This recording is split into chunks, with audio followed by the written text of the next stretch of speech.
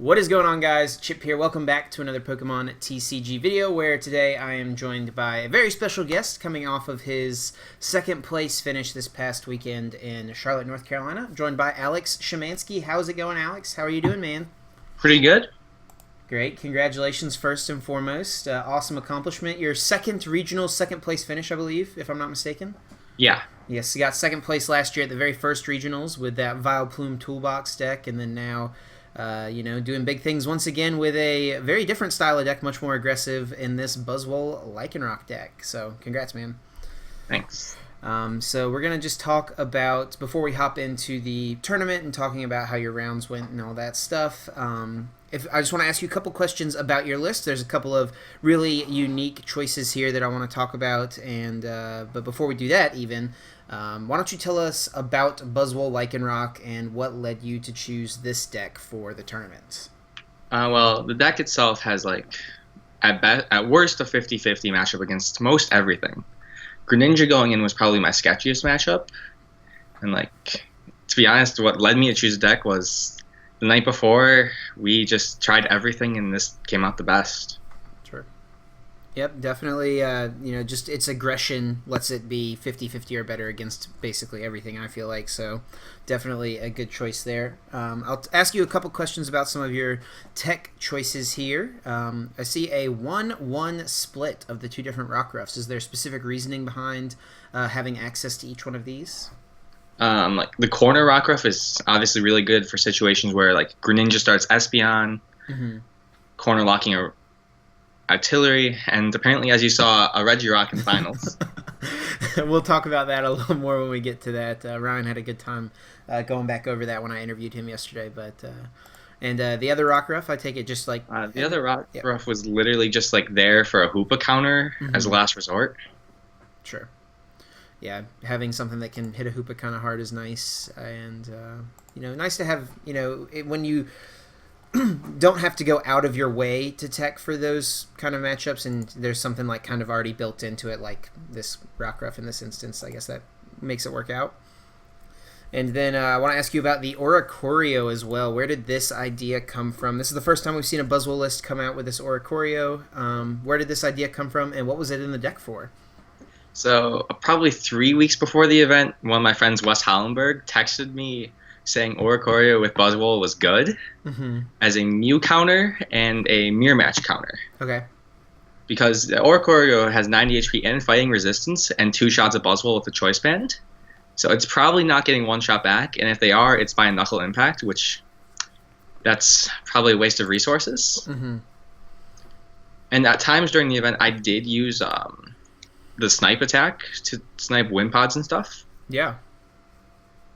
Yeah, definitely has dual uses there for sure. For just one energy, doing 120 damage to one of the beefiest attackers in the format definitely seems pretty nice. And one-shotting things like Mew EX, which are coming in to counter your deck, definitely.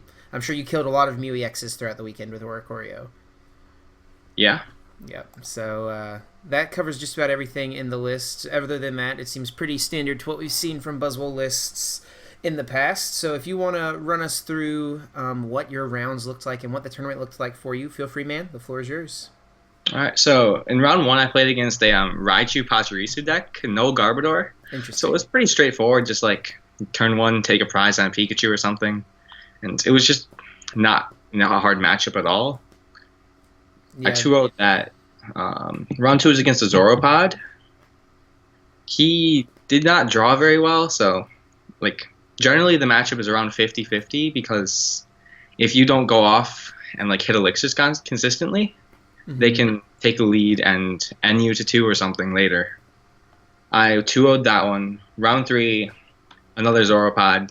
Pretty much the same thing. I used the Oricorio twice here. Oh, nice. To take wins. I won 2-1 in that matchup.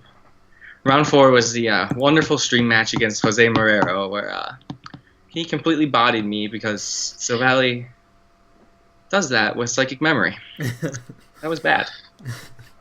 Round 5, I played against a Guardy Zoroark. 2-1 that. Generally, if you can go off and start taking prizes on Zoroarks, you typically just ignore the Gardevoir until it becomes a major threat. Just Jet Punch for 180 and 30 on Zoroarks with Choice Band Strong and Regirock in play. 2-0'd that. Round 7, I played against Peter Kika, playing his Vika Bulu list. I think I went 8 for 8 on elixirs and just completely ran him over.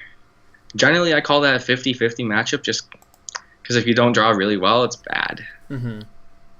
Round 8, I play against, I believe it was Igor. Yeah, he drew really badly, and again, I went 8 for 8 on elixirs. And the Oricorio really came into play there. I think game 1 I took 4 prizes with it, and game 2 I took 2. Pretty sure on that. Mm-hmm. And 2-0'd him there. And round 9 I played against Ryan for the first time in the day. Mm-hmm. And he just didn't hit elixirs. I went 7 for 8 this time. And he just couldn't keep up that game. So sounds like day 1, Max Elixir was definitely your best friend throughout the day. So definitely very strong whenever you can hit all those elixirs, as you proved through going through day 1 like that. So what was your record going into day 2? 8-1. 8-1. So that puts you at 2nd or 3rd seed, right? 2nd seed. 2nd seed. So definitely pretty cool to see yourself up at the top of those standings heading in to the second day. Was there anything in the day 2 field you were worried about as far as matchups go? Probably attacking Hoopa and Sylveon. They were probably my scariest matchups. Okay. Did you have game plans against those, or were those things that you were just kind of like, let's just hope to avoid them, and we won't have to worry about it? The first plan was to avoid them, but if I did hit the Sylveon, early absorption on Sylveon, and then probably Guzma up another one to knuckle impact it. Okay. And if he uses the Hoopa, mm-hmm. I can hypothetically kill it with the Rockruff. But that's never a great strategy because it's not exactly consistent. Mm-hmm. So yeah, and the quad attacking Hoopa I don't beat ever. Yeah. Yeah, Hoopa does knock out Rockruff, and you don't have a way to get the ball. Or no, sorry, you do have the 1 super odd, so you can maybe take 2 prizes, but after that, yeah, it's not going to be very pretty. I guess you have Sudowoodo as well, but it still seems pretty bad. Yeah, I believe he had a lot of Mewtwo's in that deck as well, so that's really good against Buzzwole. So probably just not a good deck to go against. But run us through what day 2 looked like and how that went for you. So in round 10, I hit Joe Ruger, and game 1 I got destroyed because end of 1 is really bad for me.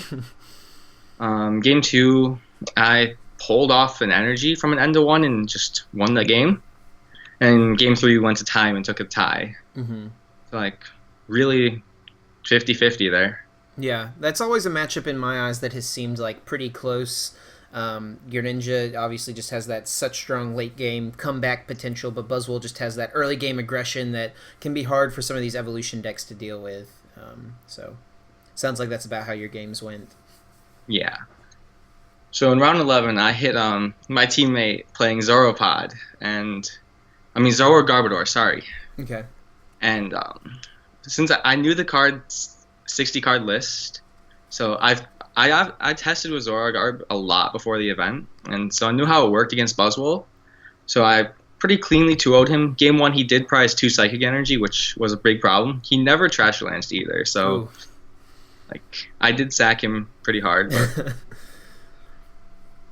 and round 12 was another stream match against Ryan Sablehouse. And, well, we all saw how that went. I won game 1. Game 2, end of 2, Guzma Energy, or Lycanroc, or whatever. Mm-hmm. Yeah, he was definitely just hitting what he needed that round. And yeah. Sucks when that happens, but there's nothing you can do about that. Mm. Round 13, I hit Edwin Lopez playing Buzzrock, and since he only ran 1 Mew, I believe, it was a lot easier for me to deal with, and the Oricorio came into really good play there. Mm-hmm. 2-0'd him. Round 14, I hit Peter Kika again, playing his Vikabulu. This time, I did not draw very well at all. I lost game 1 to just not hitting many elixirs. He drew really well too, but not insane. Mm-hmm. Game 2, I pulled I should have lost, but I pulled a Guzma out of nowhere, I believe.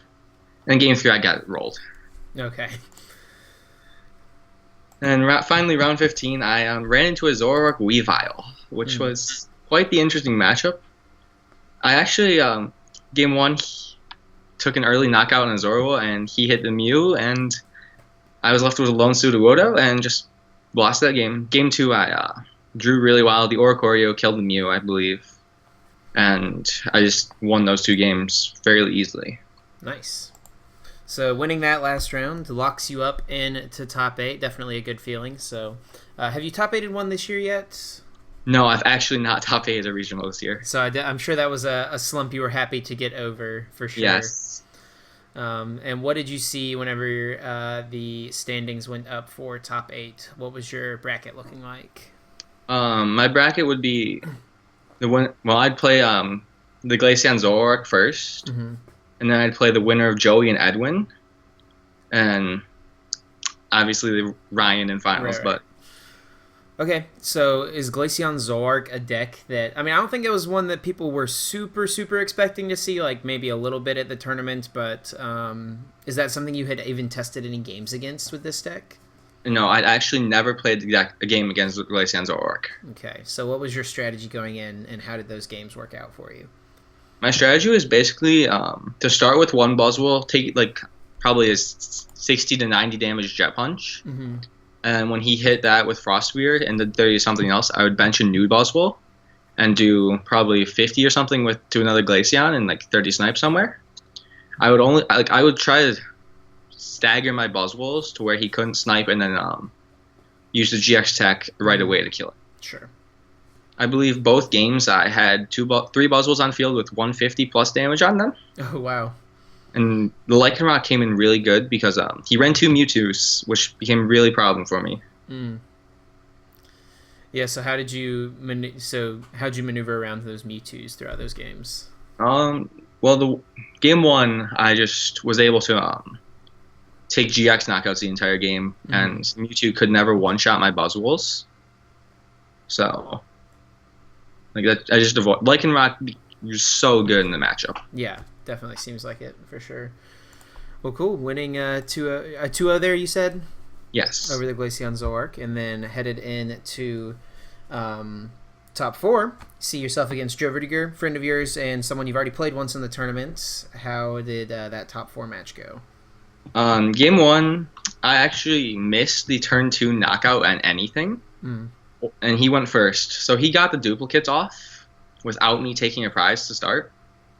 Yeah, that's pretty bad. But during the entire game, he couldn't find more than one Greninja at a time. So I was able to consistently knock that Greninja out and pull game 1. Game 2, I just lost badly. And in game 3, he finally drew a Greninja hand. He just completely bricked. It was great. Finally bricked on him at one point in the tournament, and it had to be at a bad time like that. Right. But, that's what the consistency of decks like Buzzwole bring, and then what semi-inconsistent decks like Greninja can do sometimes as well. So, getting that win, headed into finals. Did you guys finish before Igor and Ryan finished? No, they finished first. They finished first, okay. So, headed into the finals match, you were familiar. You played Ryan twice at this point in the tournament, correct? So, you knew basically his whole list at this point. The Mews, you knew he had the access to those. How did you approach the matchup knowing he has the access to the Mews? My original approach was going to be knock them out with the Oricorio, but that really never took shape because the Oricorio turned out harder to get out in that game. And the Mew, actually, they played less of a role than it could have in the matchup. Okay. So this was like the one time he drew really well against me. So sure. I finally ran out of luck against him. So. Well, cool. Run us through real fast what those those finals matchups looked like. So game 1, it started as a fairly 50-50 game, but eventually he just started drawing better than me, hitting things he needed, and the Mew probably would have been better for me to play than the Oricorio at that point because sniping the Octillery for 30 it was a really important part of that game. And game 1, eventually, he just was able to pull ahead to a position where I couldn't come back. And at that point, I just lost. Game 2 was fairly interesting with the corner. Yes. That was actually quite surprising for me. Yeah. Is that something, when you benched the Regirock, did it go through your mind at all, like, oh, I hope he doesn't corner this? Yeah, I literally thought about that for like 2 seconds after I benched it. And then it happened, unfortunately, and, you know, and when I interviewed Ryan last night, and I was asking him about that specific instance, I said, were you ever worried that he was going to be able to go attach and then double energy switch to knock out your Rockruff? And he said, you know what? I did not even think about that until you just said that just now. Is that something that you had thought about in your mind heading into that turn after he used corner, maybe trying to dig for that play? That was my plan, but the attach to the Buzzwole that turn was a complete mistake. Mm-hmm. Like, I did not intend to do that the entire time. I was distracted and tired and just actually just misplayed that really hard. Mm-hmm. Well, you know, we play through these big tournaments, and, you know, once you get to the finals, that's 18 rounds, so people tend to make mistakes at some point along the way. You can't always play perfectly, so I don't think anyone's going to fault you for that. Yeah. But still, second place at a massive regional championships, almost 1,000 players, must feel pretty good. $2,500 richer, 160 championship points, I believe, correct? So, yeah. What does this put you at championship point total-wise? 1,052. 1,052. So does that put you into the top 4? It puts me at 5th behind Joey Rudiger. 5th behind Joe. So, but definitely, I'm sure over that 1K point makes you feel pretty good about heading into Brazil and into the final part of the season, hoping to lock up that top 16 spot for the World Championships. Yeah, definitely. Are you going to be going to Portland this weekend? I am. Is this a deck that is on your radar once again, something that you would consider playing for this coming weekend? I actually haven't tested a format with Lucario in it yet, so I don't know. But in theory, the matchup seems really not good. Okay. And I'm slightly worried about that, so I probably will not be playing Buzzwole again. Okay. And one more question. Looking back at the tournament, is there anything you think if you sat down for round 1 of Charlotte Regionals tomorrow that you would change about your list? Oh, I might cut an energy switch or Oricorio for Mew. Okay. So you think Mew could be good in this deck as well? Yes. Okay, cool. Well, I really appreciate your time, Alex. Thanks for giving us a little bit of your insight about the deck and running us through what your tournament looked like. And congrats once again, man. Thanks. I'm going to give you a chance here if you want to do any sort of shout-outs, social media plugs, anything like that. Feel free, man. The floor is yours. All right, sure. So thanks to my sponsors, Team Top Cut Comics. Mm-hmm. Right now we have a promo code going on, TCC Team 10, for 10% off any... I believe it's any product bought from Top Cut Comics. It might just be cards. I'm not sure. Okay. But huge shout out to them. Shout out to the team in general for testing with me throughout the entire week. And shout out to my brother for basically putting me on Buzzrock the night before. So thanks to Christopher, I guess, for this one. Alex, I really do appreciate your time, man. Thanks for coming on. Guys, definitely make sure you check out Top Cut Comics. Links will be in the description for that. And you can also feel free to leave a like on this video if you enjoyed. You can also follow me on Facebook, Twitter, Twitch, and Instagram. All of those things, as always, guys, are at TrainerChip. And that is going to do it for us, for me and Alex. We are going to get out of here, guys. And until next time, take care.